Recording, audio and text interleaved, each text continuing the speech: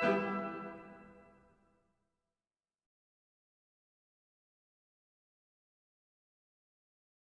good evening, everyone.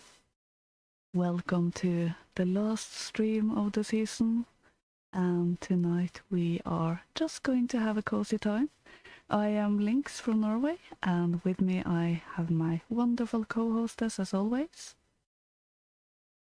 Hello, my name's Katrina, and I'm from the UK, and I hope that you are having a very good Christmas Yule season thus far.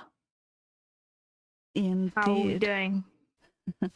And if the times are hectic, then I hope you can sit down for a couple of hours and just relax with us with a few stories and something nice and hot to drink or something. So, yeah.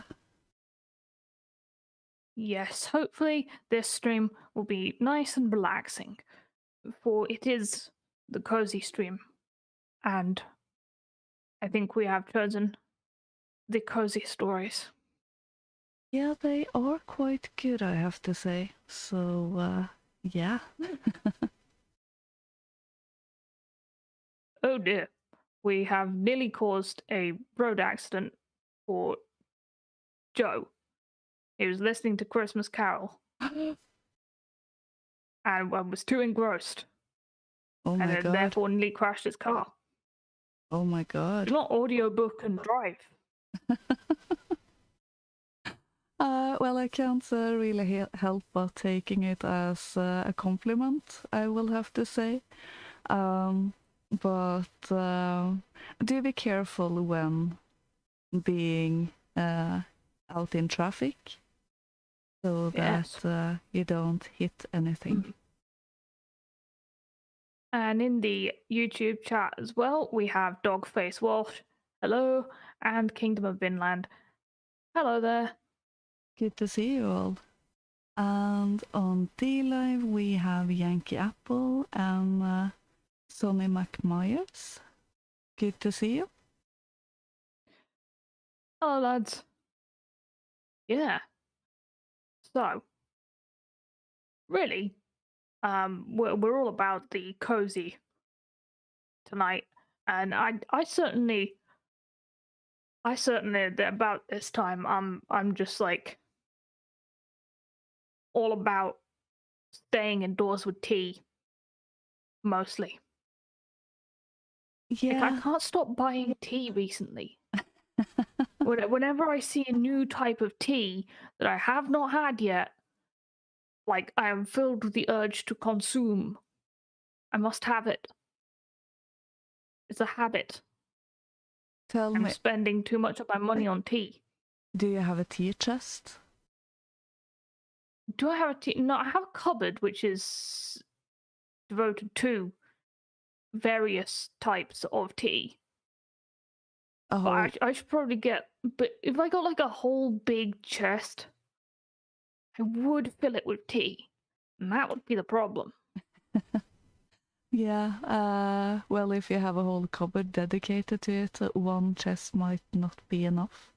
I just... It's my narrowest cupboard in an attempt to limit myself. Yeah, I do know what you mean, because I have tea enough to last me for several years at this point. So I have actually gone into a full stop of buying anything except the most basic ones. But one of the women I have watched doing sewing videos on, she has all of this Edwardian aesthetics going on, and she has a tea chest with Nice. small drawers to have all of her bags in and everything. It's really nice, and I really want one as well. Cool. I mean, Kingdom of Vinland.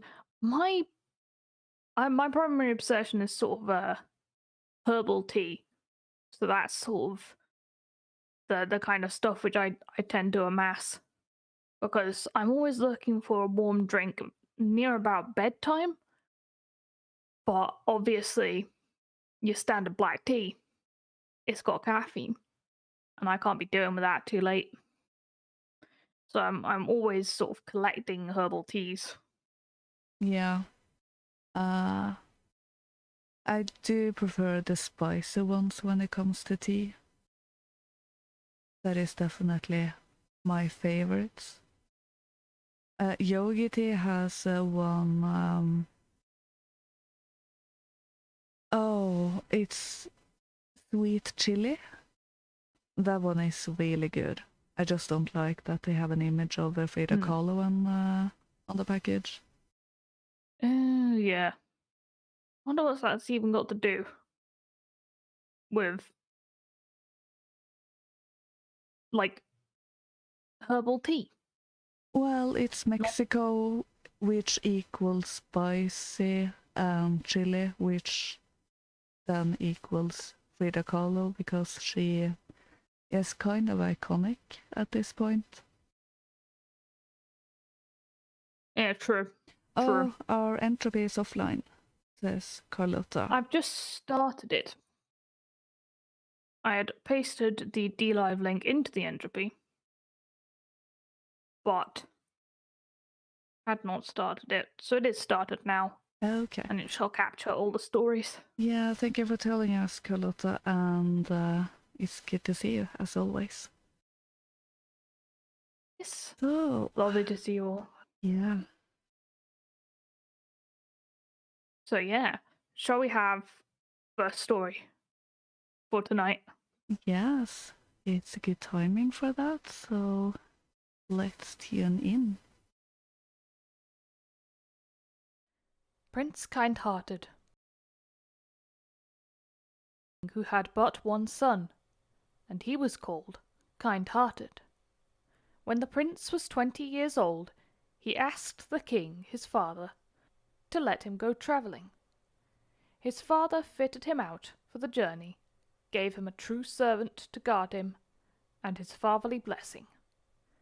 The prince took leave of his father, mounted a brave steed, and went to different countries, to see God's world, to learn many things, and to return home a wiser and better man.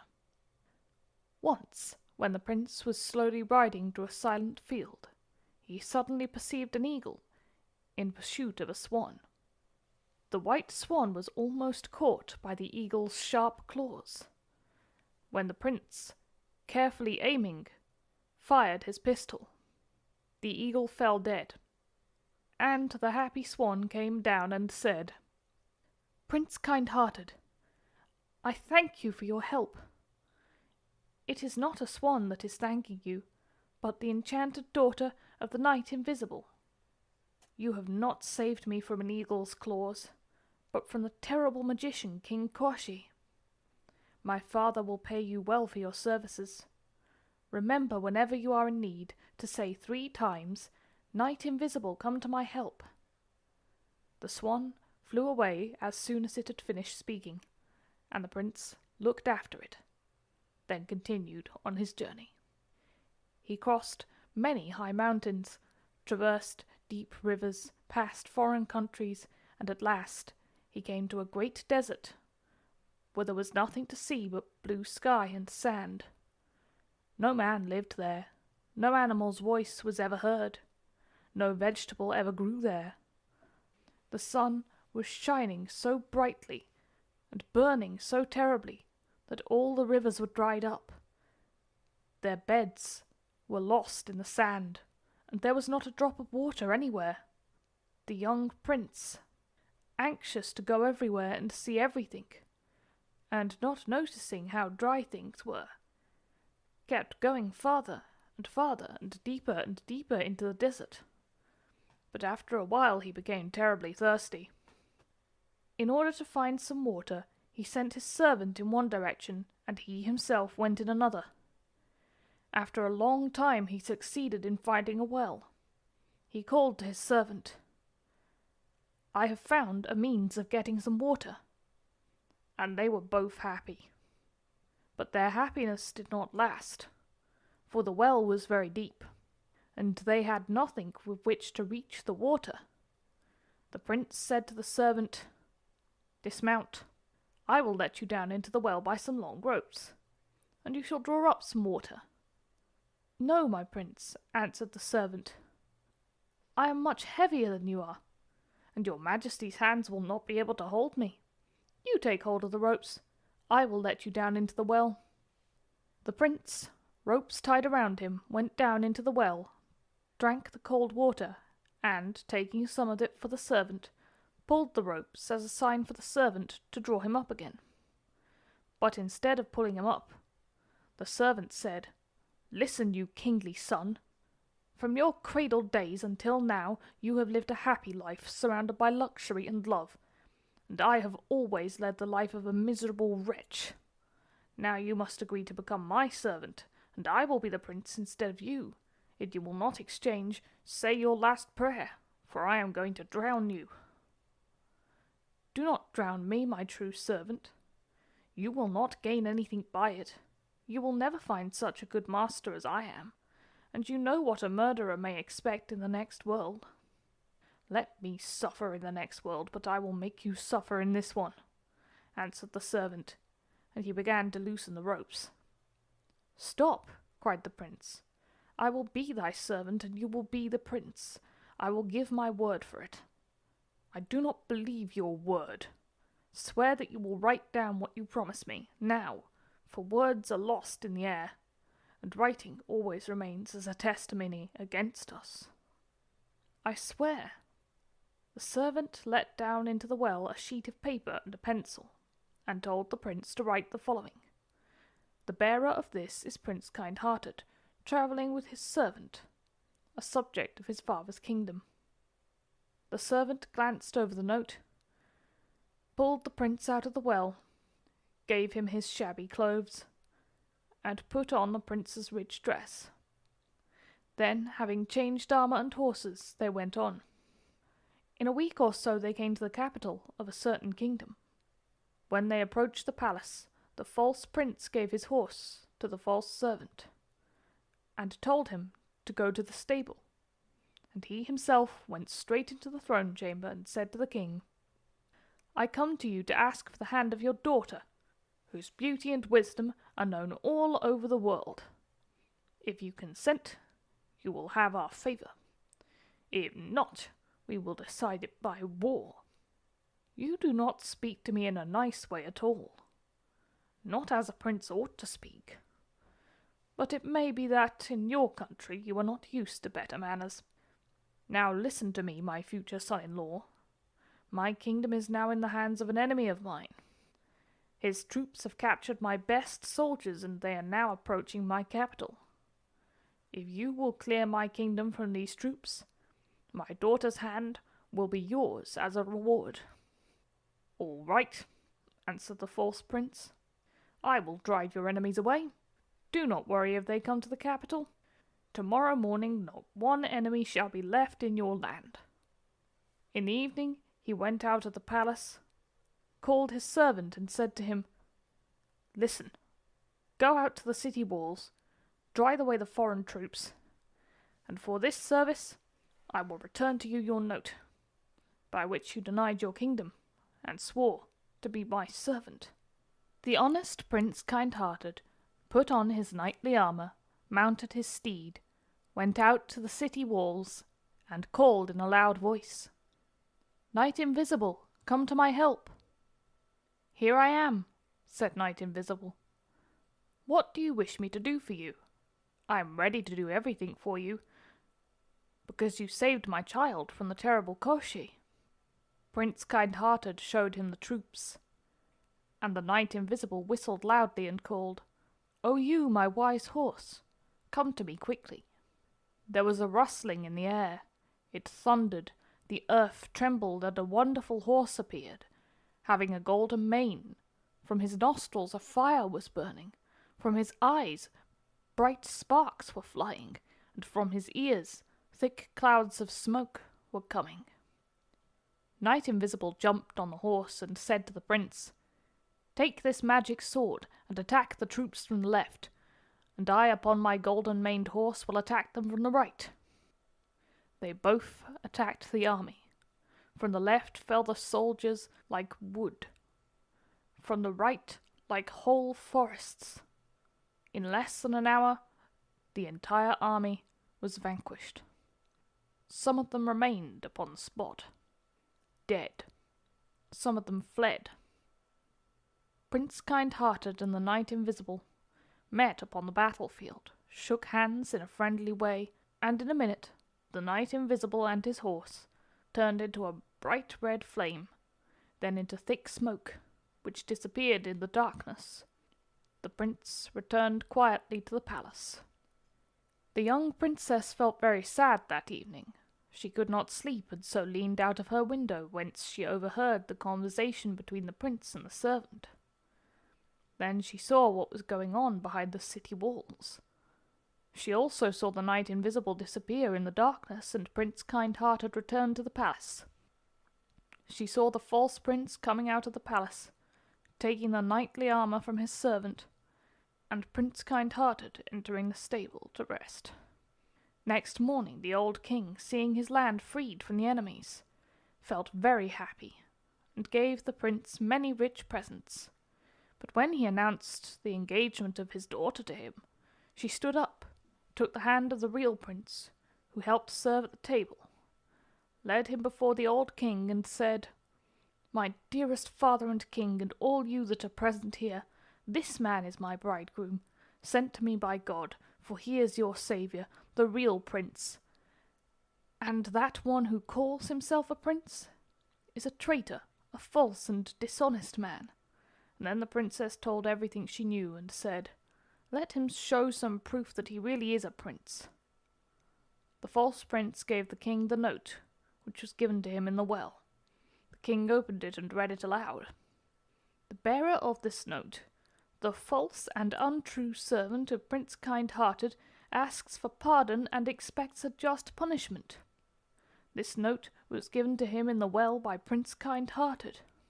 "Is it really so?" cried the wretch, and he became pale as death. "Yes, read it yourself, if you do not believe it," answered the king. "I cannot read," said the poor fellow. He knelt before his master and begged for mercy, but he received what he deserved. Prince Kind-Hearted and the princess were happily married.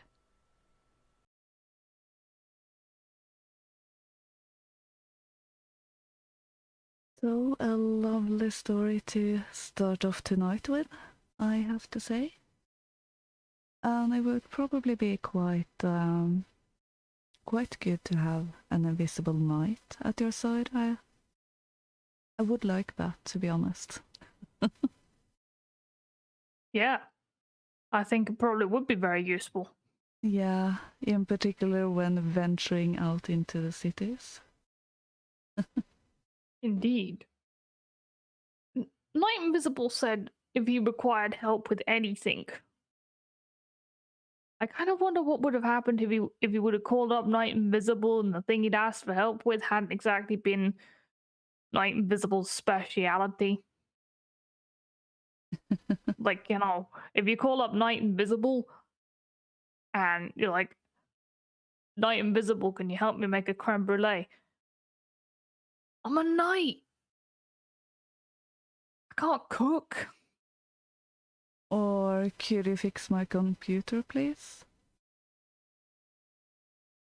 That might actually... Can it be fixed by charging it with a spear?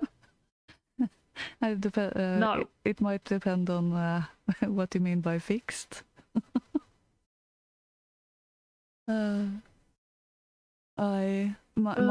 My phone needs an exorcism. It's been invaded by some lady who insists I don't have internet on the phone, which is because I have turned the internet off the phone. Okay.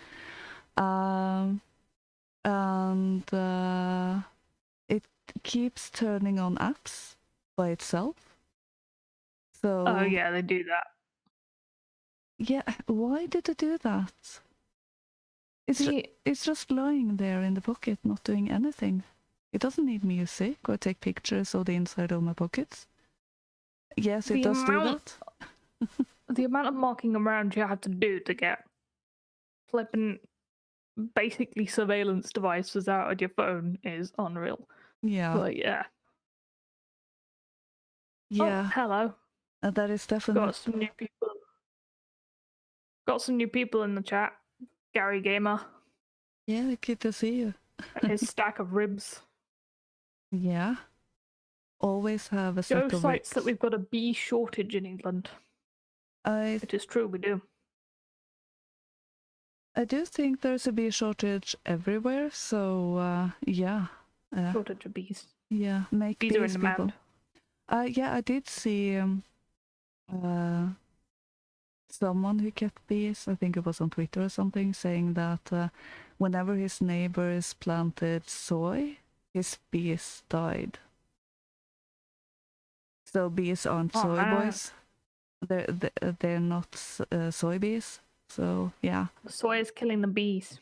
Yeah, of course I Do can't not eat the confirm. soy. No, do not eat the soy. Do not plant the soy. Of course I I mean, can't. possibly a bit of soy sauce can't do you harm, like occasionally, but don't go eating pure soy. No, when you do look at the Asian cuisine and their use of soy, it's mostly fermented, which changes the properties. So yeah, it's a bit different and not in the quantity they use now. Of course, I can confirm that soy will kill bees, but better safe than sorry. And most soy is GMO soy, so yeah, stay away from We it. should actually see if there's been any studies actually linking soy and bee deaths. Mm-hmm. Oh, Gary Gamer has come from us hosting Bard. Nice. Yeah, well, so I'm Katrina, and my co-host here is Lynx, and we do stories. That's what we do. Yeah, folklore is our thing, and cozy, relaxing streams, so people can get a break from, or there's so much politics and reaction stuff and all of that going on, so why not sit down and relax with something comfortable and cozy? Yeah, and tonight is all about the cozy. It is indeed. No, but I quite liked that story because I think that it's a very traditionalist story in that, quality shines through.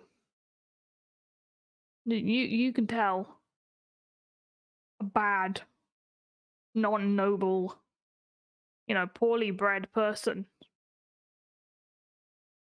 and you don't have to know much about them to see that, inherent qualities and virtues shine through regardless of shabby clothes or rich clothes.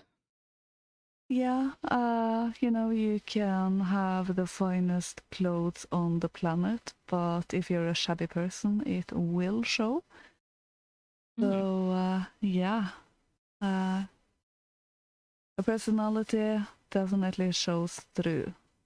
So, yeah. The one thing I'm not clear about that is, did Kind-Hearted trick him in the well? Did he write a note which actually didn't say what he said it said?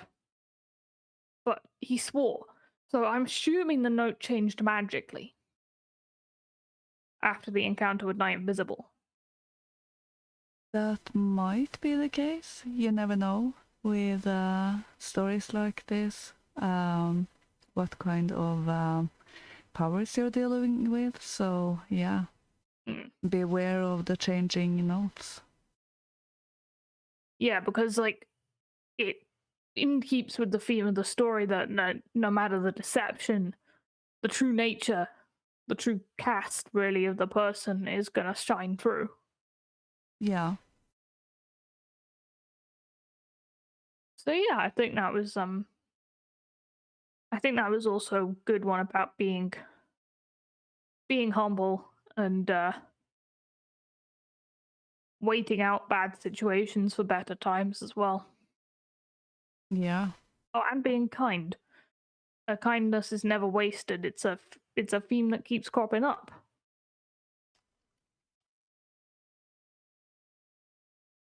Because if he hadn't thought to just save a swan, then he would never have had the help from Knight Invisible. Indeed. You do tend to have to go come to the certain set of circumstances to get that kind of help, it seems. Yeah. Oh, by the way, I would just like to say a very big thank you to Carlotta Puig for the €5 on Entropy. That is really very generous with you. And Carlotta says, Merry Christmas. And we hope you have a great Christmas too, Carlotta. Yeah, Merry Christmas and thank you very much. Yeah. Do you have any favorite festive pastimes or traditions? Is something that Gary's asking. Well, I do have a penchant to love Christmas.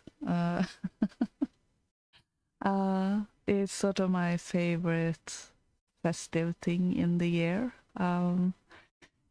It's not really any specific thing with Christmas. It's the whole thing, the atmosphere, the lights, the Christmas tree, the food, the presents, everything. And being in Norway, it does get quite dark in winter, so it's really nice to, during the darkest part of the year, just mostly stay at home and relax, and all of the hustle and bustle of the world quiets down. And while it might not be some very reflective time for many people, it is for me. So it's sort of like hibernating, but just hibernating really, really super cozy. So yeah. Yeah. I mean, for me, I really like carol singing, and I like pantomimes as well, because I think they are two remnants of probably the oldest traditions in Britain regarding Christmas or even solstice festivals that would have happened around the date. Tracing their roots back to the mummers' plays and the wassailing. And you know, when you do go around to people's doors caroling, if that happens in your area, you know, even saying, bring us some figgy pudding out here. We won't go until we get some. That is very much an ancient custom of going round to the houses and demanding tribute. I particularly like the Vessel Cup or the Wassail Cup. And you will go, mostly in Yorkshire and Lancashire, it was called the Vessel Cup. You go around people's doors and they would, I believe, partake of the Vessel Cup. Let me look up precisely where this was again, because it was a particular place. Well, while you look for that, it does remind me a bit about the Norwegian version of trick or treat, which it doesn't happen much anymore, but it used to be a tradition at Christmas where we went from house to house singing Christmas carols and getting Christmas cookies in return. So yeah, I always loved that as a kid, and I do think it's quite sad that it doesn't seem like the children do that anymore. So Yeah, I mean, there's so many things. There's lots of things that we'd lost, but also lots of things that we do keep that have moved to other times. yeah, mean- I will admit I have prejudice against trick or treating in Norway. It's fine for the countries who have a more of a Halloween tradition, but in Norway it's literally taken from American TV, and that annoys me to no ends. Then we can just keep our own tradition, doing it at Christmas, you know? And yes, I do want to bring that tradition back, yeah. I mean, there are some interesting things among these Christmas traditions because there was this thing called Flesh Day. It was recorded by Reverend W. Thornber that Christmas Eve was also known as Flesh Day in Lancashire, with folk would flock to towns like Poulton-le-Field to purchase all the meat they needed for the coming festivities. And apparently Christmas breakfast usually consisted of black puddings and jannock bread. I don't know what jannock bread is, actually. Not heard of that. And there's also the Lord of Misrule around Christmas, also known as the Abbot of Unreason. Mm-hmm. Christmas Lord. He's got some cool names. But yeah, he'd oversee all the festivities. And he'd be sort of a mock king, and everybody would go about being very silly, which is quite a lot like the Roman Saturnalia as well. Because there was a particular feast where the Romans wore particular hats, and everybody went topsy-turvy for a day. Yeah. Something gonna pee. It'll come back to me. Yeah. It'll come back to me. Sometimes there's too many names and everything to keep track of. But being one with a very bad record when it comes to name recollection, I definitely sympathize.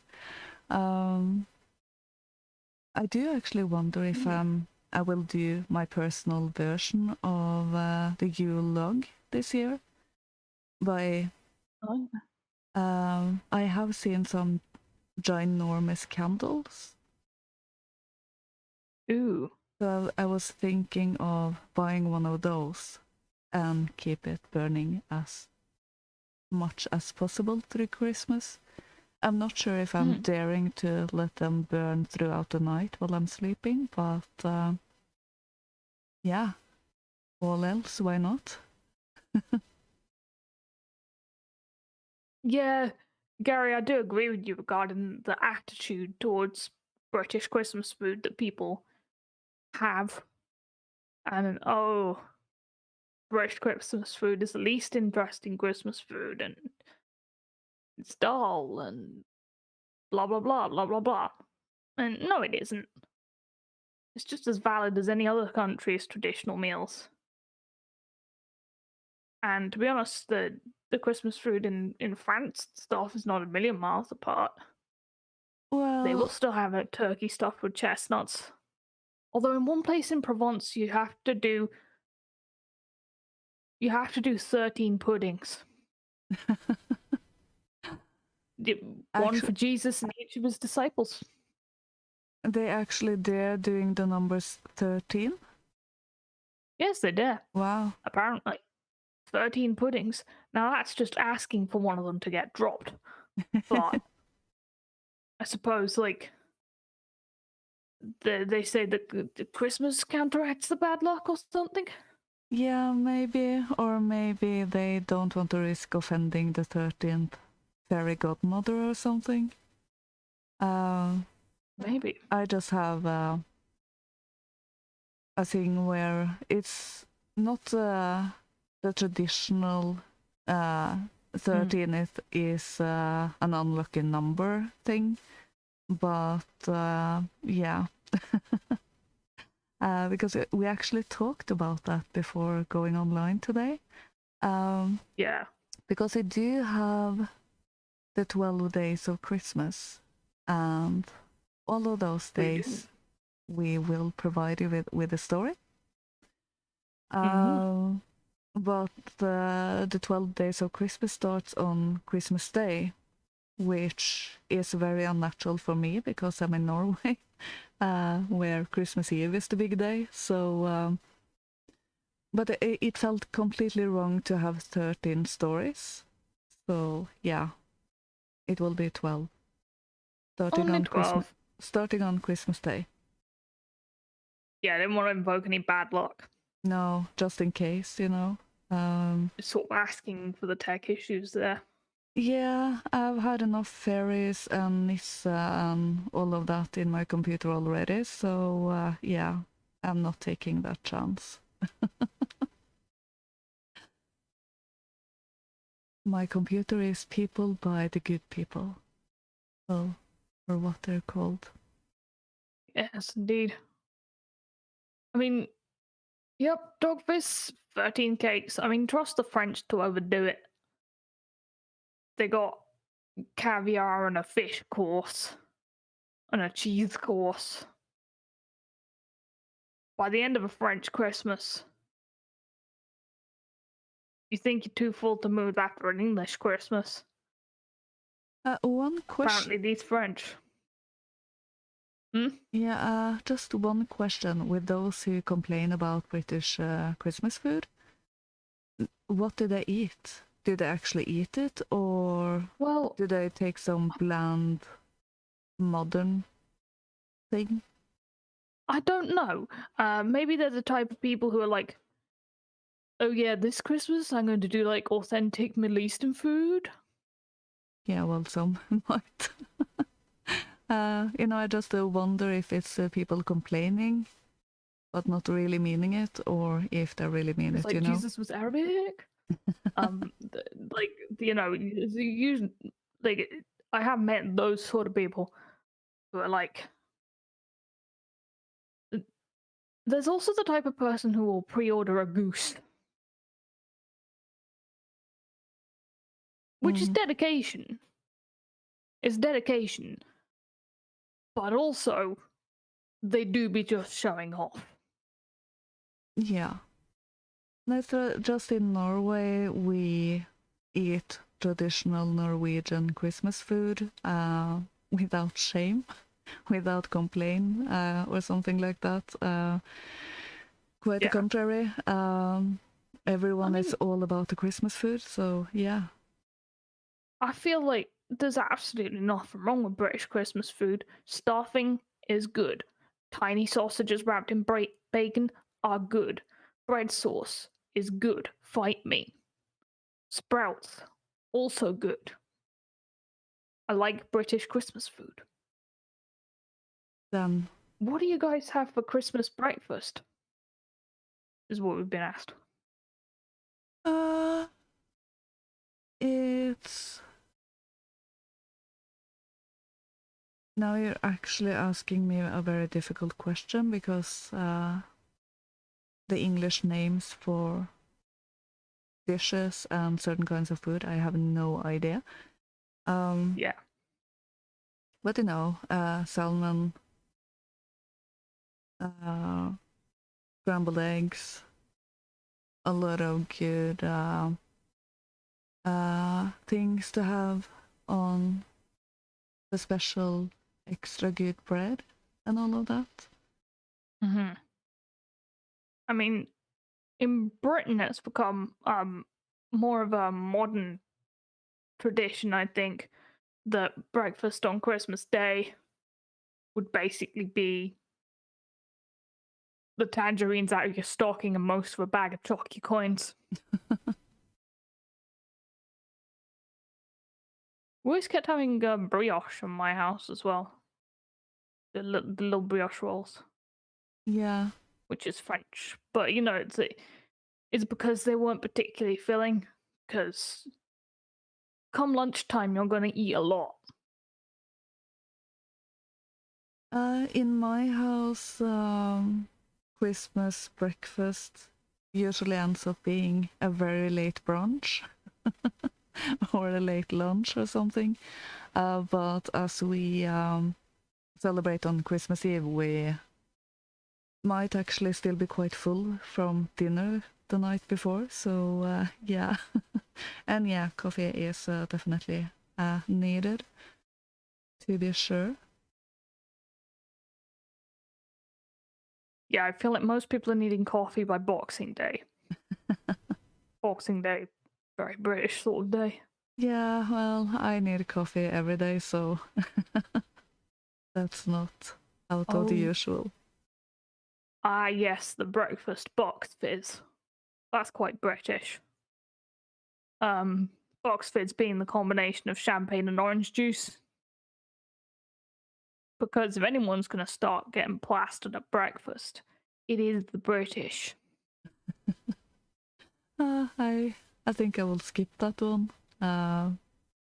Besides that, I don't drink. I will admit it doesn't sound very good, but I might have been. It's quite nice, to be honest. Yeah, it's sort of you can have it with a brunch Yeah, or something of that sort. but any alcohol mixed with orange juice takes me to moonshine mixed with orange juice. And yeah, those days are very over. Very over. Yeah. The days of any significant alcohol consumption are, quite frankly, long behind me. And I'll be honest, I never tried that hard at it. There's a certain point where drinking alcohol is no longer pleasurable, and I never wished to go beyond it. Really. I didn't see much the point. I had my run around with it. But by the time I was 20 or so, I was fairly done with it. And for several reasons that I won't get into, I stopped completely in my mid-20s. So, yeah. That's fair enough. I mean, when you're sort of young and people are going out, you will get that sort of couple of people who are like really urging you to drink. That seemed to become a thing at some point, especially during the 90s. But yeah, at a certain point it's just not pleasant. And that's something that can be a bit bad about a British Christmas sometimes. The amount that people do drink. Because it can be a bit silly. It can be a bit silly, but I suppose it's a sort of Germanic character flaw. Germanic and Scandinavian. Yeah, Scandinavians do tend to have to overdo it a bit during the weekends. Yeah. It's actually quite common in Norway to lament that we don't have a what they call continental drinking culture, where they don't get completely pissed every weekend, but it's not a teetotal country either. So yeah. I think I've been drunk enough to forget what I did once in my life. Yeah. I didn't like it. I didn't like it. I don't like not knowing what I said. Yeah, that's really not fun. It hasn't happened too often with me. It was only on moonshine or tequila or something. Those the drinks that will that might actually kill you if you drink them. So yeah. Yeah. I mean, the only time it happened to me, it kind of happened accidentally because someone made homemade cider. Ah. That can So, be that can Yep. be dangerous. so it's quite. It was not officially regulated quantities of alcohol in that thing. Yeah. It was quite a bit stronger than I actually thought it was. Yeah. Yeah. The Brits, like, we are like pretty bad drunks. I'm saying this as a Brit. Like, some of the things that do happen on British streets on a Friday, Saturday night are cringe. Really cringe. Believe me, that's happening in Norway as well. So Yeah, yeah. true. Uh It's it's the Spanish and French who manage to be somewhat civilized yeah. about their drinking. You know, behave, people. Please just. What's so difficult about behaving? It's not really that difficult. Oh dear. Well, you know, the whole thing where I don't think our cultures were always like that. There used to be a sufficient amount of discipline to sort of temper it. Yeah. But in the modern times, you know, vice has certainly come to the fore. I mean, it's not like the Eddas would contradict the evidence that our ancestors were liable to liking mead. Certainly not. But when anything related to self-control goes out the window, then yeah, it will affect the drinking habits as well, unfortunately. Yep, exactly. So, like, maybe don't get like too drunk this Christmas because you still have to be awake by the evening Yeah, just to keep it that, and entertain grandma. yeah, just keep it to that happy state where you're a bit more jolly Yeah. than you usually are, perhaps, or something, and just keep that going instead of getting to the point where you can hardly speak and walk and everything. So yeah. Another thing that I'm sort of determined to change is the planning of Christmas around the Radio Times TV magazine. Like, nah, play some Monopoly or something. Mm-hmm. Play some Monopoly.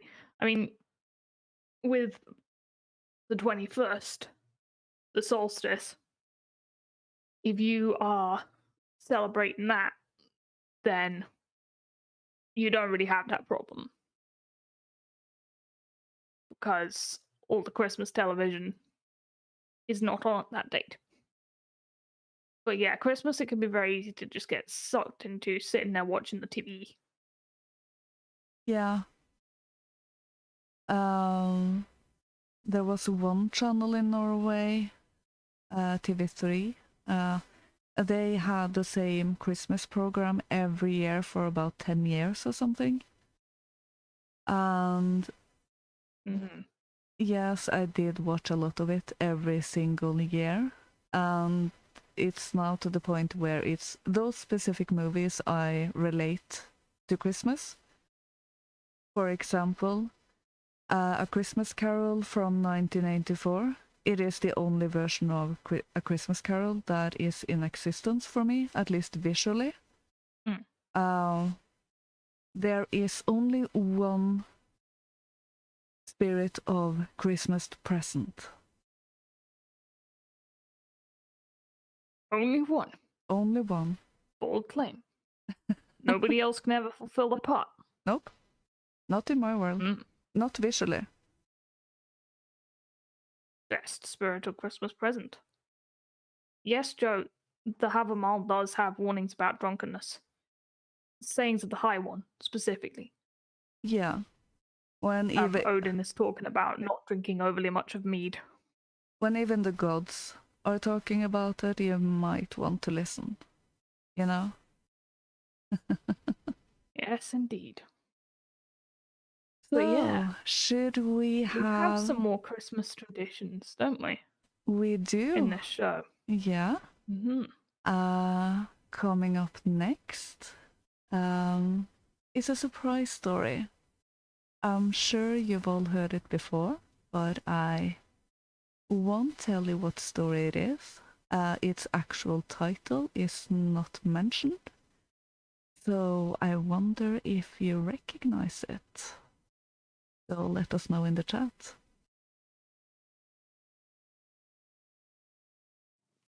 The spell begins to break. It wasn't nearly such a nice cave as Mr. Tumnus's, Lucy thought. Just a hole in the ground, but dry and earthy. It was very small, so that when they all lay down, they were all a bundle of fur and clothes together. And what with that, and being warmed up by the long walk, they were really rather snug. If only the floor of the cave had been a little smoother. Then Mrs. Beaver handed round in the dark a little flask out of which everyone drank something. It made one cough and splutter a little and stung the throat, but it also made you feel deliciously warm after you'd swallowed it, and everyone went straight to sleep. It seemed to Lucy only the next minute, though really it was hours and hours later, when she woke up feeling a little cold and dreadfully stiff, and thinking how she would like a hot bath. Then she felt a set of long whiskers tickling her cheek, and saw the cold daylight coming in through the mouth of the cave. But immediately after that, she was very wide awake indeed, and so was everyone else. In fact, they were all sitting up with their mouths and eyes wide open, listening to a sound which was the very sound they'd all been thinking of, and sometimes imagining they heard during their walk last night. It was the sound of jingling bells. Mr. Beaver was out of the cave like a flash the moment he heard it. Perhaps you think, as Lucy thought for a moment, that this was a very silly thing for him to do. But it was really a very sensible one. He knew he could scramble to the top of the bank among the bushes and brambles without being seen, and he wanted above all things to see which way the witch's sledge went. The others all sat in the cave, waiting and wondering. They waited nearly 5 minutes. Then they heard something that frightened them very much. They heard voices. Oh, thought Lucy, he's been seen. She's caught him. Great was their surprise when, a little later, they heard Mr. Beaver's voice calling to them from just outside the cave. It's all right, he was shouting. Come out, Mrs. Beaver. Come out, sons and daughters of Adam and Eve. It's all right. It isn't her. This was bad grammar, of course, but that is how beavers talk when they are excited. I mean, in Narnia. In our world, they usually don't talk at all. So Mrs. Beaver and the children came bundling out of the cave, all blinking in the daylight, and with earth all over them, and looking very frowsty, and unbrushed, and uncombed, and with a sleep in their eyes. Come on, cried Mr. Beaver, who was almost dancing in delight. Come and see. This is a nasty knock for the witch. It looks as if her power was already crumbling. What do you mean, Mr. Beaver? Panted Peter, as they all scrambled up the steep bank of the valley together. Didn't I tell you, answered Mr. Beaver, that she'd made it always winter and never Christmas? Didn't I tell you? Well, just come and see. And then they were all at the top and did see. It was a sledge, and it was reindeer with bells on their harness, but they were far bigger than the witch's reindeer, and they were not white but brown. And on the sledge sat a person whom everyone knew the moment they set eyes on him. He was a huge man in bright red robe, bright as hollyberries, with a hood that had fur inside it, and a great white beard that fell like a foamy waterfall over his chest. Everyone knew him because, though you see people of his sort only in Narnia, you see pictures of them and hear them talked about even in our world, the world on this side of the wardrobe door. But when you really see them in Narnia, it is rather different. Some of the pictures of Father Christmas in our world make him look only funny and jolly. But now that the children actually stood looking at him, they didn't find it quite like that. He was so big and so glad and so real that they all became quite still.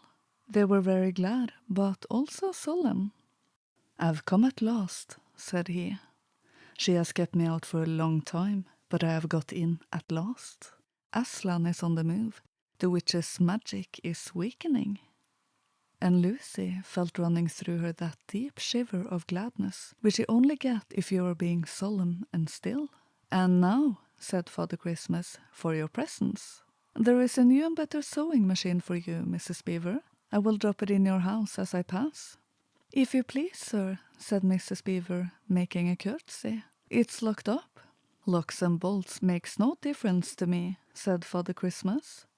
"And as for you, Mr. Beaver, when you get home you will find your dam finished and mended and all the leaks stopped, and a new sluice gate fitted."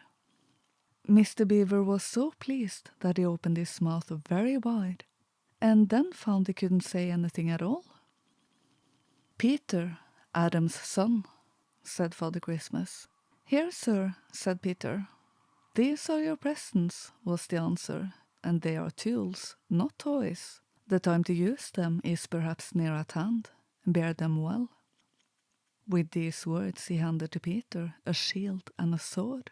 The shield was the color of silver, and across it there ramped a red lion, as bright as a ripe strawberry at the moment when you pick it.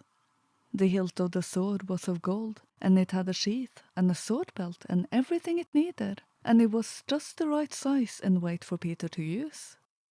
Peter was silent and solemn as he received these gifts, for he felt they were a very serious kind of present. "Susan, Eve's daughter," said Father Christmas, "these are for you." And he handed her a bow and a quiver full of arrows, and a little ivory horn. "You must use the bow only in great need," he said, "for I do not mean you to fight in the battle. It does not easily miss. And when you put this horn to your lips and blow it, then wherever you are, I think help of some kind will come to you." Last of all he said, "Lucy, Eve's daughter," and Lucy came forward.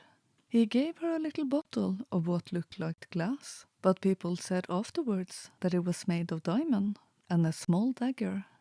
"In this bottle," he said, "there is a cordial made of the juice of one of the fire flowers that grow in the mountains of the sun. If you or any of your friends are hurt, a few drops of this will restore you, and the dagger is to defend yourself at great need, for you also are not to be in the battle." "Why, sir?" said Lucy. I don't know, but I think I could be brave enough." "That is not the point," he said, "but battles are ugly when women fight. And now," here he suddenly looked less grave, "here is something for the moment for you all."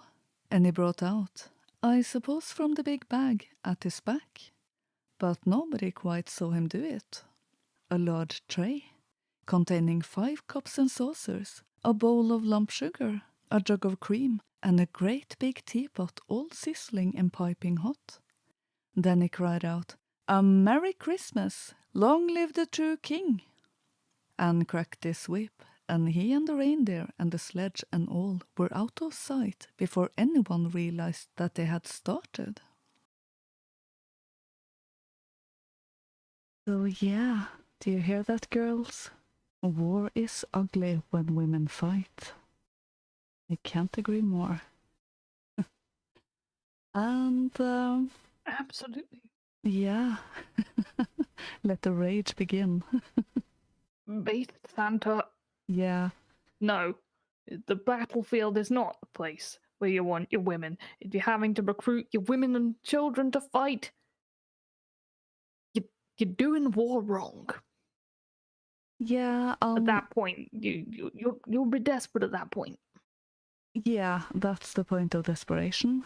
That's the point where you're about to lose. Though there have been battles where women joining in the battle has been the deciding force. So, yeah, but only in the extreme circumstances, definitely. So we do have a little winner in the chat tonight. Dogface Walsh, you are correct. It is from The Lion, the Witch and the Wardrobe. I came across on YouTube Yes. a radio theater production of all of the books with, I think the most well-known name is David Suchet. So I have been enjoying that this week at the last story. So I can't wait to hear the finish of it. I don't actually think I've ever heard the whole story before, so yeah, I definitely enjoy it. And the guy who introduces all of them, the whole show is called, not a channel, but the show that produced it was called Focus on the Family, so Uber-based. And the guy who introduced it was actually C.S. Lewis's stepson. So he sprinkles in a bit of personal anecdotes and everything, and really brings a personal touch to it. So really nice. I was thinking of posting those links on Twitter and Telegram when Christmas starts, for those who can't be satisfied with one story per day. So yeah. Indeed, it might be good to have those. Indeed, yes. Absolutely. No, the audiobooks and the radio plays are something that I've been really getting into of late. Definitely. Mm-hmm. Listened to a lot of Lovecraft and Howard, and then I was on a massive Jane Austen phase. But I got through all of her books pretty quickly because it's only like 6. Now I'm on an author of a similar time period called Wilkie Collins, who I think was a contemporary to Charles Dickens, actually. Mm. He's pretty good. He's mostly involved in doing mystery books, it seems. I like a good mystery. Yeah, so do I. I still have my entire anthology of Sherlock Holmes stories as well. Yeah, Pretty good. I got that quite a few years ago now. Definitely something that will remain on my bookshelf. I mean, what I'm currently engaged in doing is like tracking down waste kids' books and buying them where I see them. Yeah. You mean Blyton? Yep. Yeah, well. So yeah. Definitely worth going for the older books when it comes to that, and stay well away from what you find in contemporary so-called literature. We did share Door of Albion's post about suitable children's books for your children, which I think might be a helpful resource. And also as a heathen, I'm wondering, like, how do you introduce kids to the myths? And what myths are suitable to introduce to kids? So yeah, that might be something that I'm gonna look more into. Because, there's a few like cool myths. Like Jupiter and how Jupiter gave the bee its sting. Yeah. And stuff like that. Yeah. And Thor going fishing. And all stuff like that. So the myths can be cool to tell to kids as well. Yeah, well, it might just be my imagination, but I see the storytelling tradition being a very daily occurrence back in the day, quite regularly. So the children would basically just grow up with it, and even if they had gone to bed when some of the storytelling took place, their subconscious would still hear it, so it would basically be familiar to them for as long as they remembered, I would think. Complete 80s productions of Shakespeare. Yeah, that's good, because usually your 70s, 80s productions of these things are a lot better than your modern productions. I mean, Yeah. that's certainly true of operas. You should see some of the silly productions of Wagner these days. Is there anything other than silly Baroque's gone productions of silly. anything these days? Yeah, I feel like there's some Shakespeare that they don't murder as much. I feel like they particularly like to murder Wagner Well, of course for they obvious do. reasons. Yeah. That is quite self-explanatory. Mm. Yeah, I gave up TV as a medium for anything new about a decade ago. Yeah, and theater and classical music and opera as well.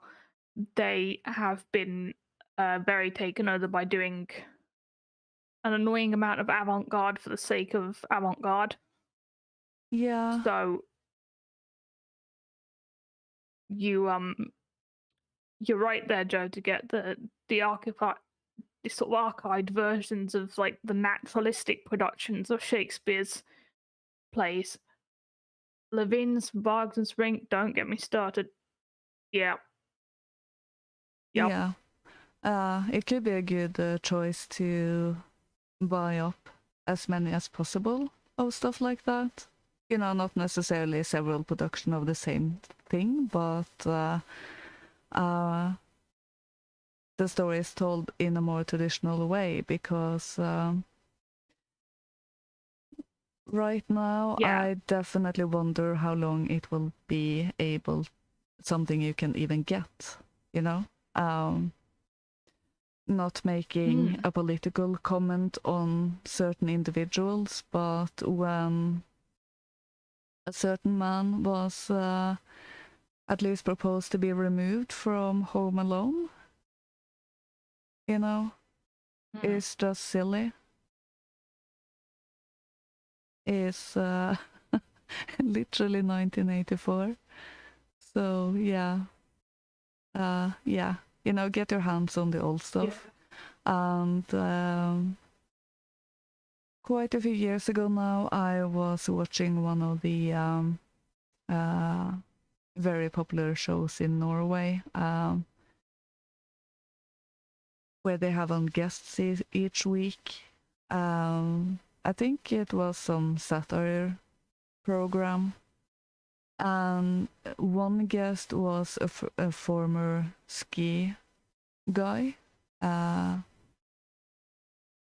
the other guest was the chief of the National Opera in Oslo. And the ski guy got asked how he felt that his wife was dancing topless at the opera.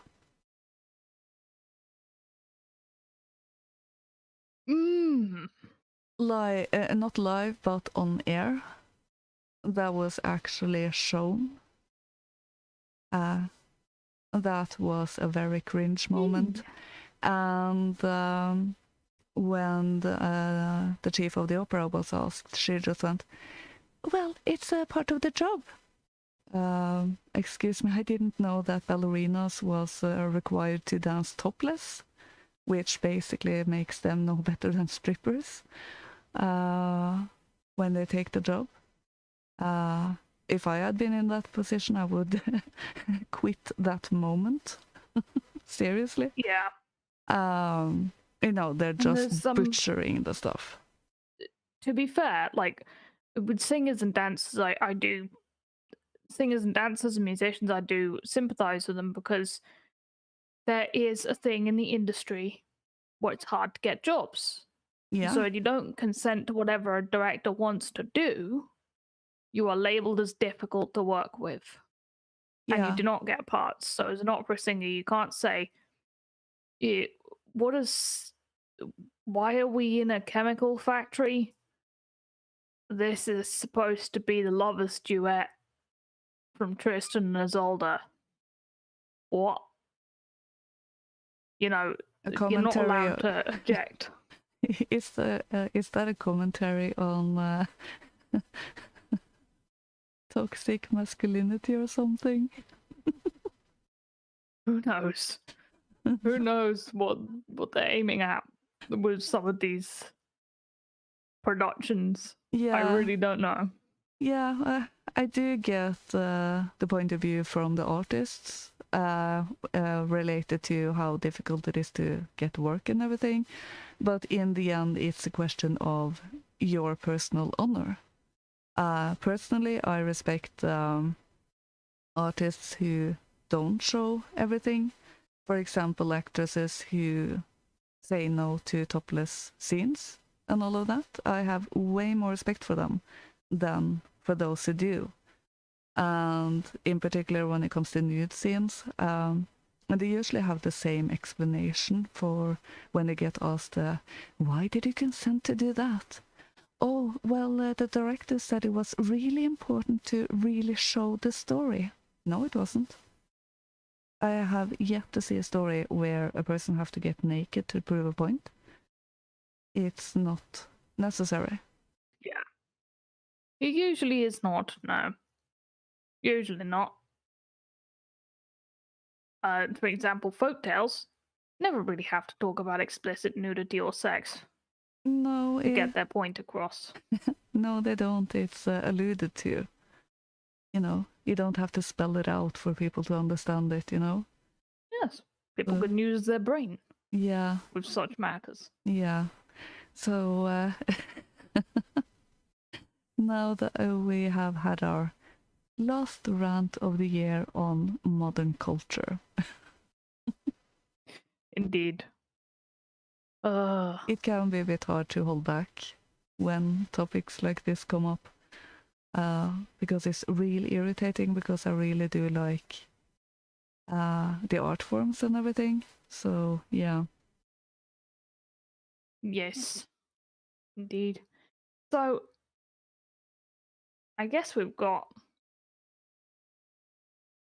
a little story about a Basque Christmas tradition next, Yeah. and a particular figure who comes round the Basque country, Yeah. known as Olentzero. Should be interesting to learn about him.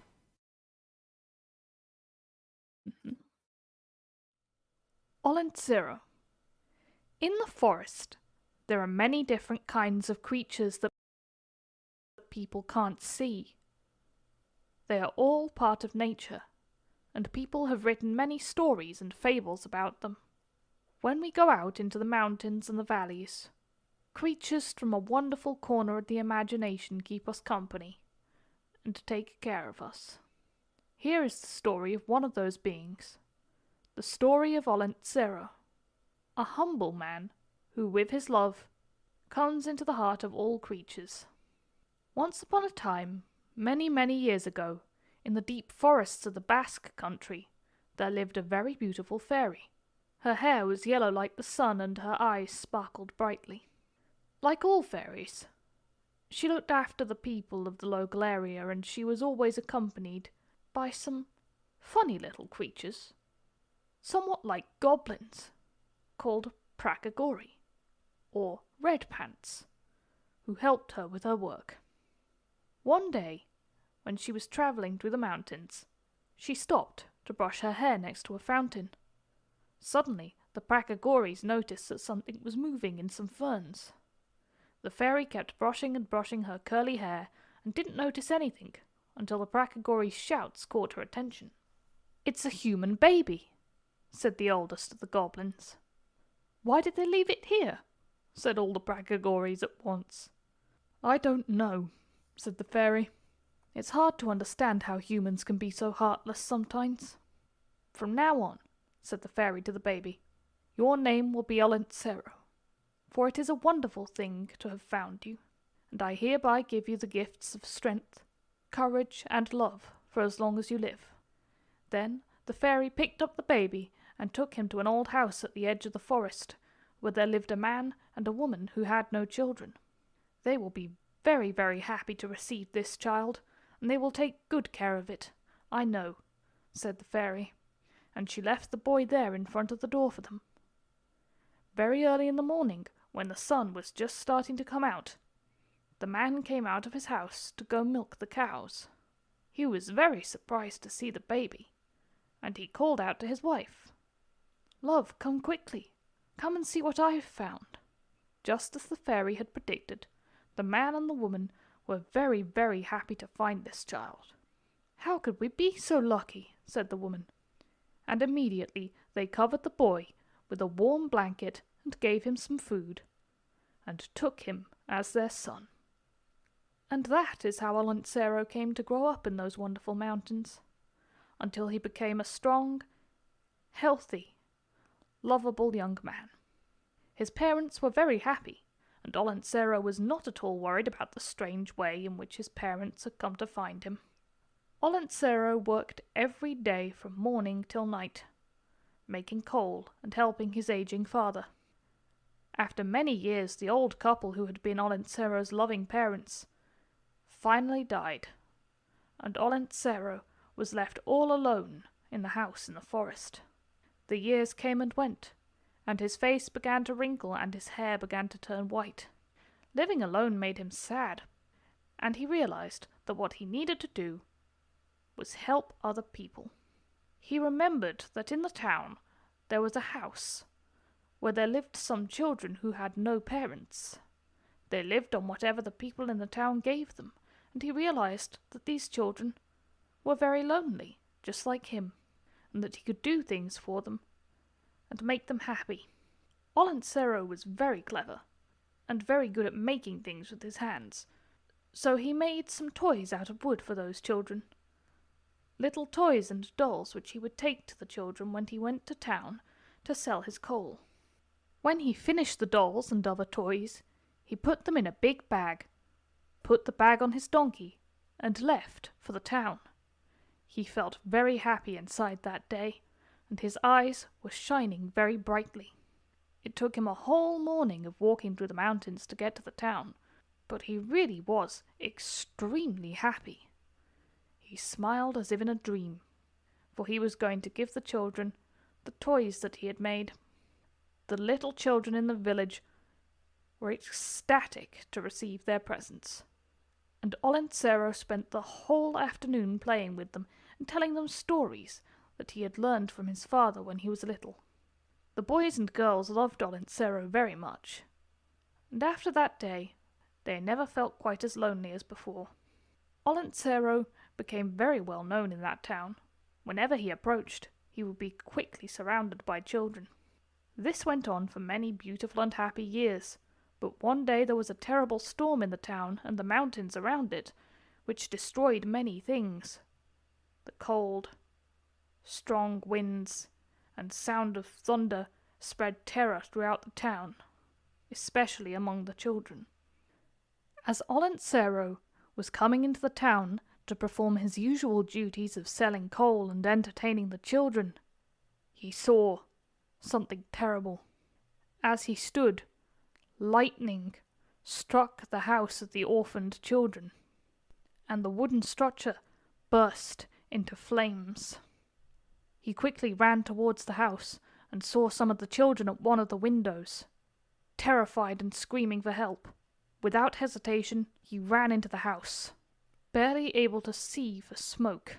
Coughing and spluttering, Olentzero fought his way upstairs through falling timber to reach the helpless children.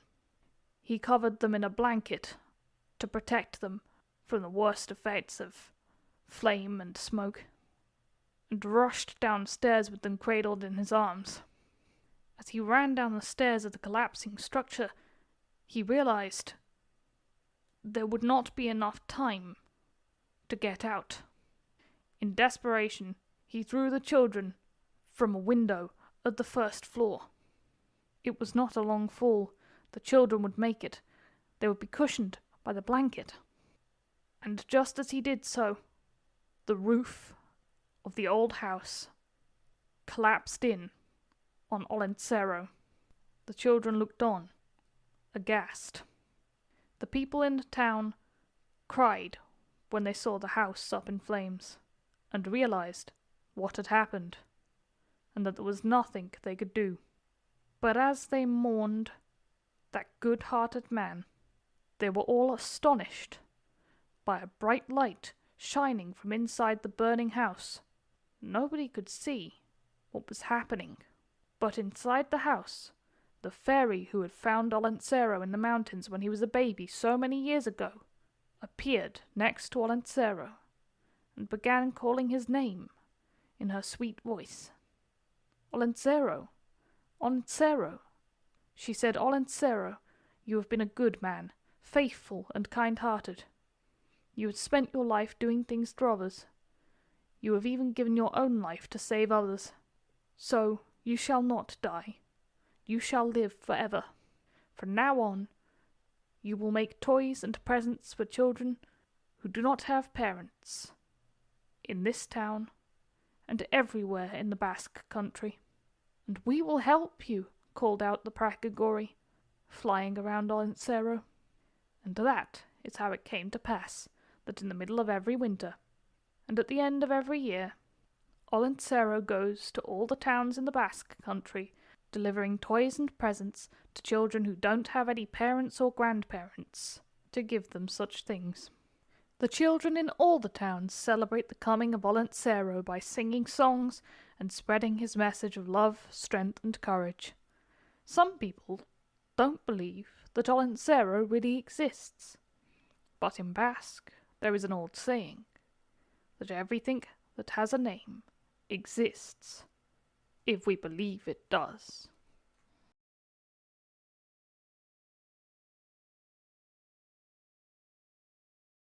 So, both a very cozy yet heartbreaking story, I have to say.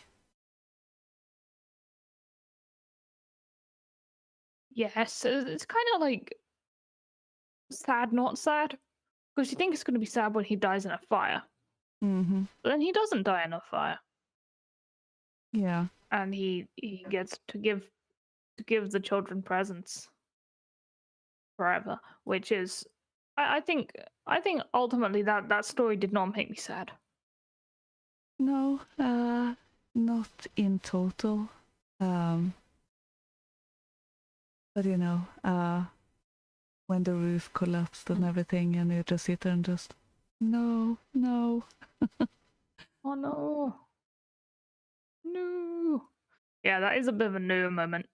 Definitely. Yeah, but So, yeah. it's a good story. It is a good story.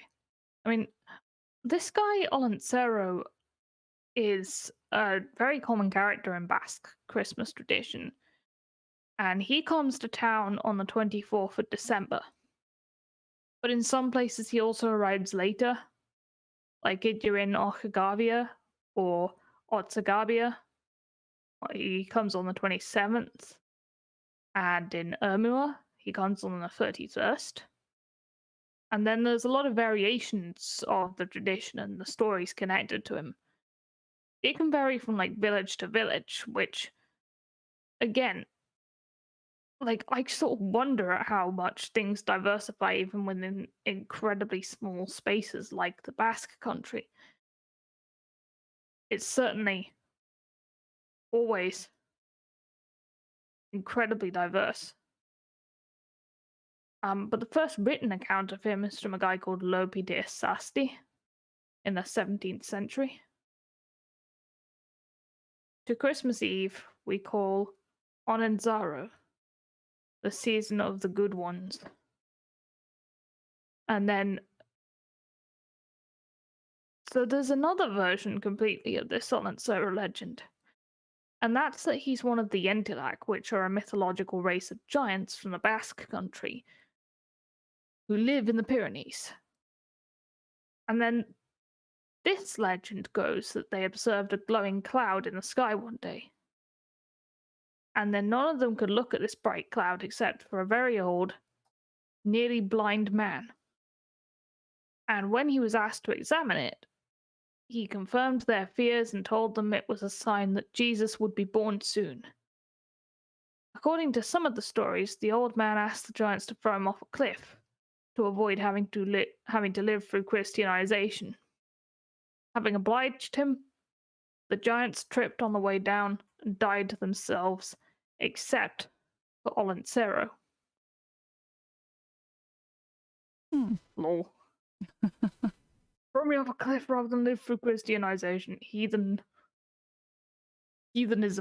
Yeah, Level 9. and God goes just no. Oh dear. Yeah. But yeah, like I feel like so this is obviously these Yentl are sounding a lot like perhaps Jotun Mm-hmm. or spirits of the mountains, or maybe they may have been Basque gods, with only Olencero sort of remaining behind to be co-opted by Christianity. And then you get references really to two tribes of giants, the Yentalak and the Marowak. Myruak? Yeah, but they're mythological creatures and they're creators of the dolmens and the megaliths in Basque country. And there's one particular one called Basayon, who is the most famous and is kind of a wild man figure, and is said to have passed on the secret of agriculture, milling, and metallurgy to the Basques. And this race apparently were the first to cultivate crops and to forge and smith metal, and created the Basque game, pelota. Huh. So that is certainly a rich heritage there that Olencero actually seems to have. But and I kind of wonder like if that's equivalent to some sort of Celtic pantheon that the Basques used to worship. I have heard many mention the connection between the Basques and the Irish or the Celts. I haven't looked into that myself, so I don't really have a point of view. In particular, when it comes to the Basques, I basically know nothing. So yeah, they are a Celtic. I think they are a Celtic population. I think they're connected to that. They're quite genetically different from the rest of France. As are the Gauls, actually, as well. I think they're quite genetically different. Yeah. From what I've from both heard, France and Spain. From what I heard, they're quite unique in Europe. Period. In that they seem to be a different kind of group entirely. So there might have been new information coming about that since I heard of all of that. That is a few years ago now, and I haven't really kept up with the genetic field. No, it's something I'll have to look into because I am curious about what the genetic origin of the Basques is. Yeah, one of the most distinct traits they have genetically is the prevalence of Rh negative blood, which is the highest in the world or something, or among the highest. They are thought to be the origins of the Sultrians, who were over in North America about 10,000 years ago or something. Of course, any evidence of that is quickly destroyed, and the place they were found has literally been made into a parking lot. Yeah. Wonder why that is. Yeah, why is it so terrible that people from France, what is today France, was over in America 10,000 years ago? I don't see what is so. Why would it be indeed? I really don't see why that should be so very explosive.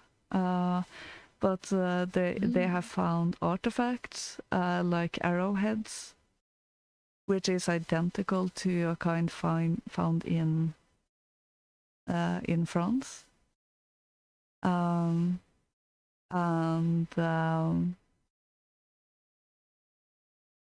the facial features and all of that clearly make them European. There was, I think, oh, what was he called? There was a man who was found. I'm tempted to say the Kennewick man, but I don't remember, so don't quote me on that. But they found a male skeleton that was obviously European. It was at least 10,000 years old. Yes. And the remains were handed over to the local native tribes, which performed ceremonies with it and buried it, which will have contaminated, genetic traces and everything. Not mainly just from the skeleton, but other stuff that could be found on the skeleton. So it's basically been soiled.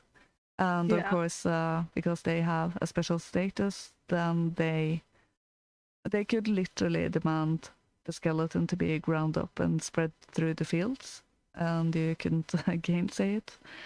And the place it was found was made into a parking lot. Nothing to see here, folks. Nothing to see here, folks. And the Native Americans can bury a European. Yeah. Yep, sounds about the size of it. Yeah, Yeah. it definitely seems to be the case. They end up being so frantic that you go, what are they trying to hide? Yeah. And so certainly these customs may have been spread quite far in the world then. Yeah. And it'd be interesting to see if their mythology has any similarities to Basque mythology. I mean, Olentzero, prior to the sort of reinventing of its story, because this is definitely the far more cozy version of his story.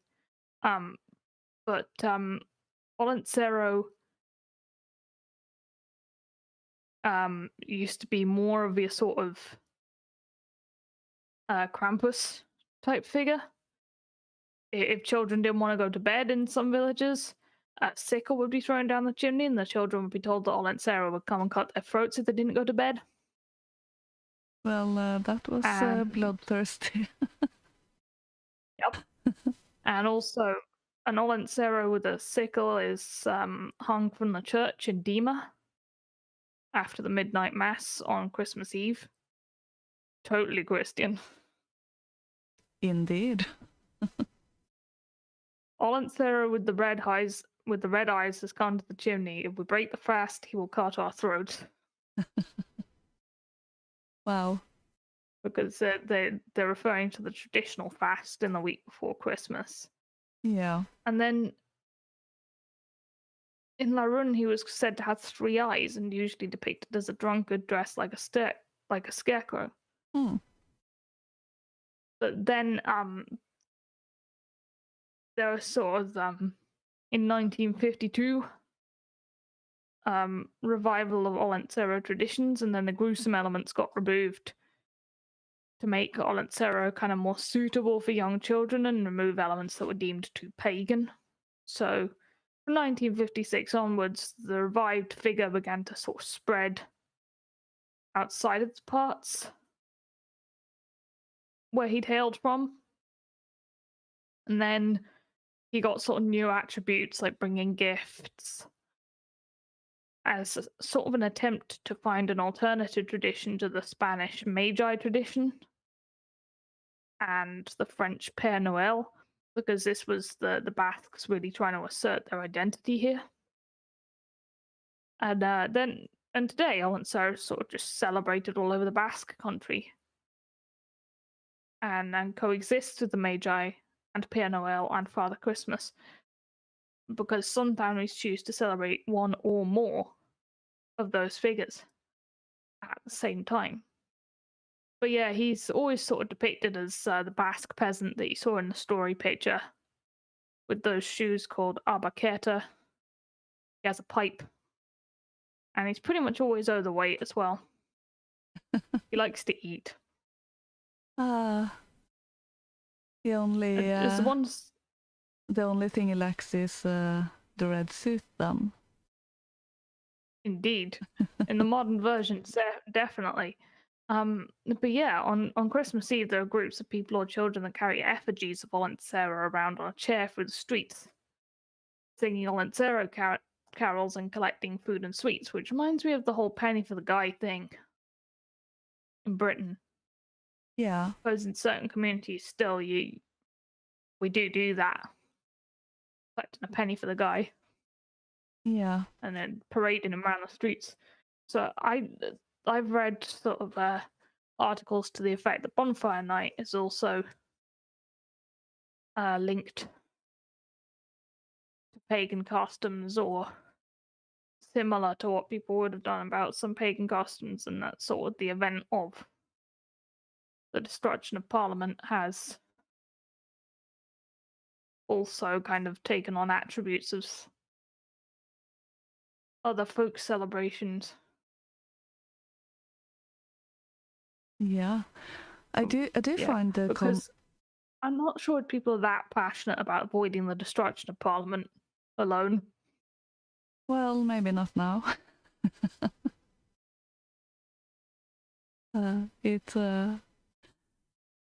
It might depend on which time you're living in, I suppose. I do find the concept of a tradition having quite a bit of variety between little places, even though the geographical area of that culture is very limited. Because it really speaks about when your culture and how you with your stories and your society and everything, when that comes from the inside, from the community itself, compared to when it's being delivered to you from above, so to speak, with the unified media and all of that. Because then there's a unified message, and you lose all of those little variants that you would otherwise get. Absolutely. And I think therefore it's very important to have sort of local media, local initiatives, local traditions. Yeah, absolutely. The culture comes from the people within that culture. And a phrase that keeps going through my mind these weeks, I did quote it in the YouTube chat last week. The wisdom of our ancestors is in the simile, and my unhallowed hands shall not disturb it, or the country's done for. Charles Dickens. Definitely words of wisdom there, and if his hands are unhallowed, I'm definitely not touching anything. Nope. Don't mess with the traditions. Yeah. If it isn't broken, don't fix it. Yeah. Well, that comment was made in relation to dead doornails, which I will say that I did have a point that the deadest piece of ironmongery in the trade should perhaps be considered to be the coffin nail more than a doornail. But yeah, the wisdom of our ancestors and all that.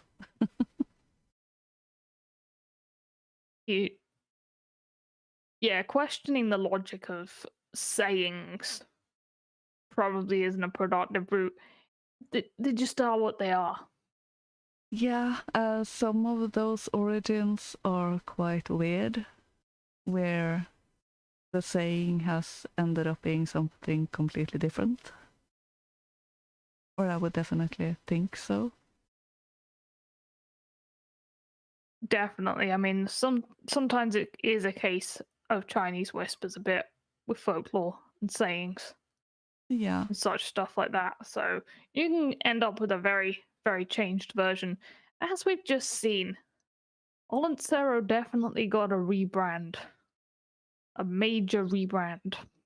Yeah, my go-to story for that is Sleeping Beauty. Oh my god, that story was definitely sanitized. Totally rebranded. Yeah, Very, very much. indeed. I did a reading of that earlier this spring. It's called Sun, Moon, and Talia. That is the more child-friendly version of the story. The source story that author used was, a bit worse. Mm. So with all of the feminists now howling about how Sleeping Beauty was kissed without consent, they Least of your worries.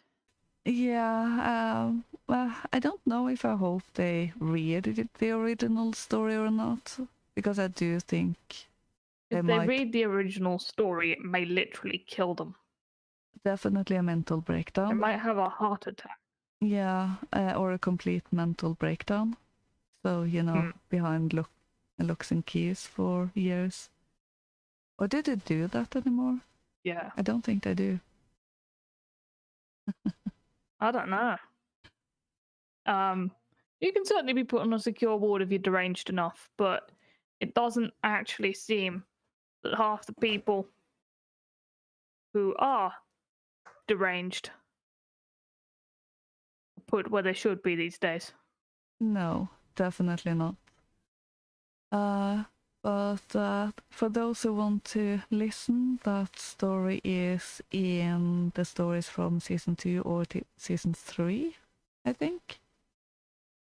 I think it was season 2. Might be season 2. Yeah, Yeah, but I'll find it and tweet it out and post it on the Telegram tomorrow. yeah. But yeah, we sort of have only one more story for tonight. Yeah, that will be our finishing word for this season. So we will take our goodbyes before we play that one. So yeah, it's been a good season. Has indeed. We have lots of new viewers, and welcome to all of you. We're very glad to see you, and we hope you like what we do. And of course, starting the very intriguing series on Dante's Inferno. I definitely like working on that one. Indeed, yes, I definitely do. It's such a rich poem, like so full of symbolism, definitely. And so, yeah, definitely hello to all 682 of you. Should you get round to watching this video. Yeah, and our 550 on D-Live. It's Yes. good to have you all here. Yes, it is lovely to see that the channel has gained some traction, that there is an audience for folk stories, and that people want to have productive discussions about what was our folk culture and how do we utilize it. Yeah, as I've said a few times, in these circles there is a lot of political content, but not that much on the cultural side. And what is being done with the cultural question tends to be more modern movies and music and all of that. And I'm not dissing anyone about this. That's definitely not my point. What I'm trying to get to is that we need to have a broad spectrum. We need to be a symphony, not a note or two. So, Exactly. and remembering where we come from, what our roots are, is so important in these days when our roots are being hacked off one by one, or more than that at one time. So, yeah, we are really glad that there seems to be people interested to listen to this, and hopefully we can give you much more interesting content in the seasons to Hopefully. come. And over the 12 days of Christmas, we will be showcasing both folk tales and newer right-wing artists and culture.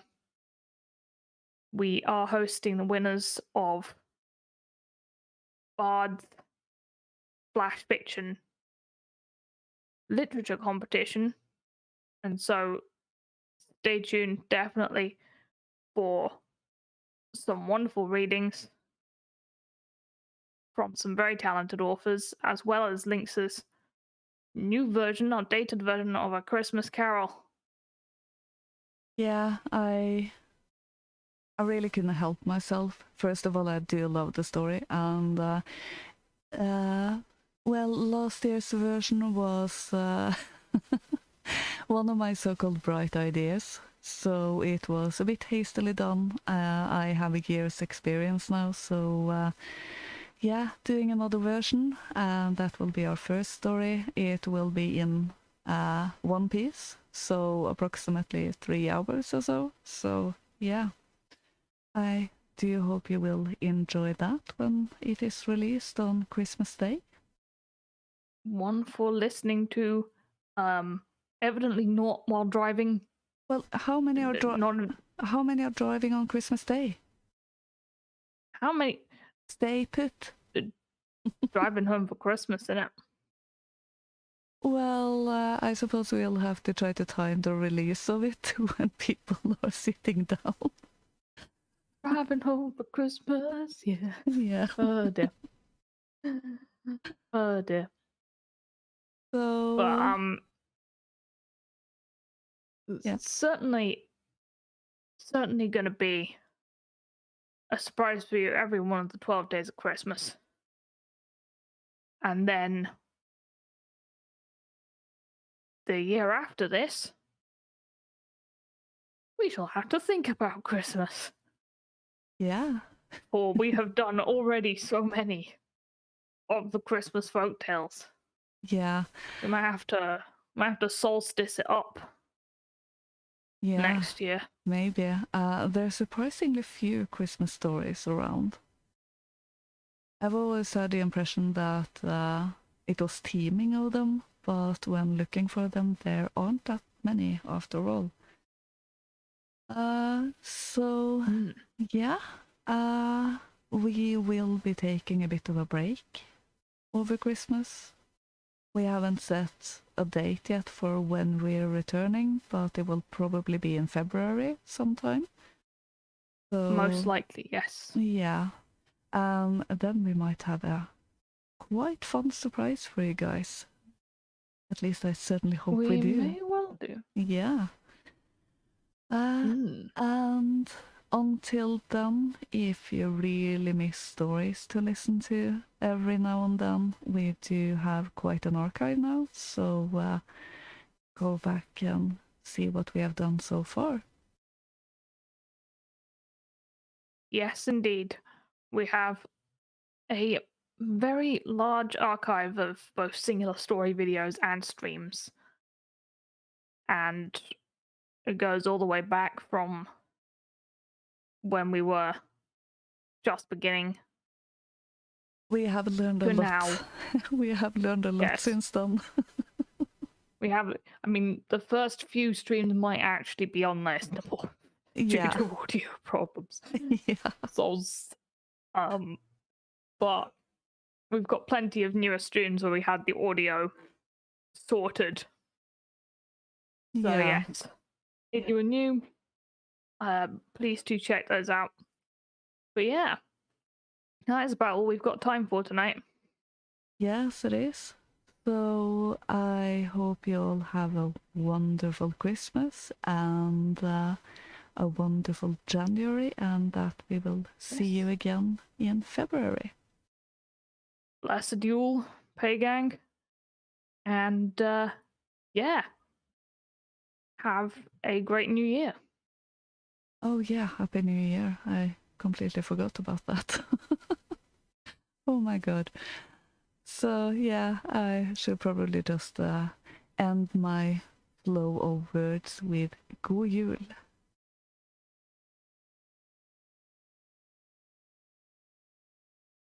The night before Christmas.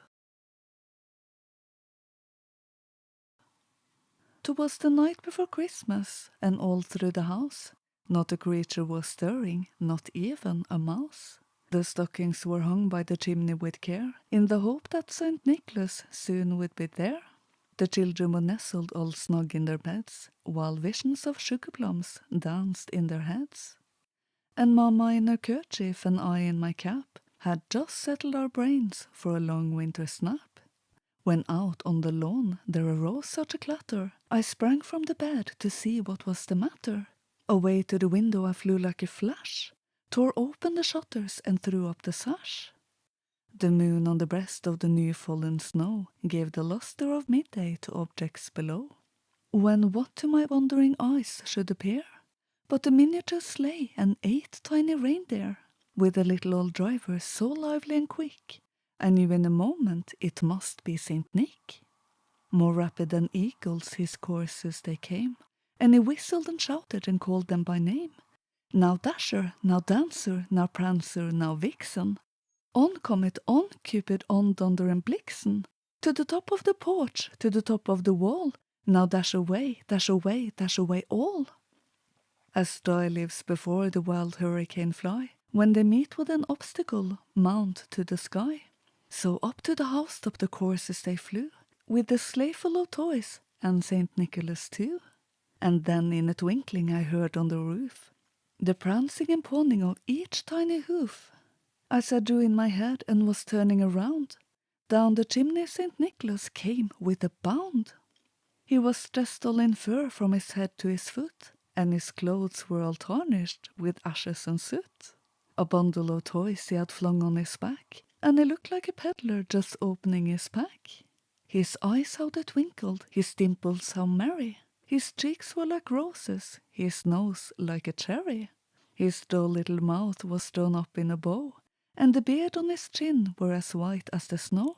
The stump of a pipe he held tight in his teeth, and the smoke it encircled his head like a wreath. He was chubby and plump, a right jolly old elf, and I laughed when I saw him in spite of myself. A wink of his eye and a twist of his head soon gave me to know I had nothing to dread. He spoke not a word, but went straight to his work, and filled all the stockings, then turned with a jerk, and laying his finger aside of his nose, and giving a nod up the chimney he rose. He sprang to his sleigh, to his team gave a whistle, and away they all flew like the down of a thistle. But I heard him exclaim ere he drove out of sight, "Merry Christmas to all!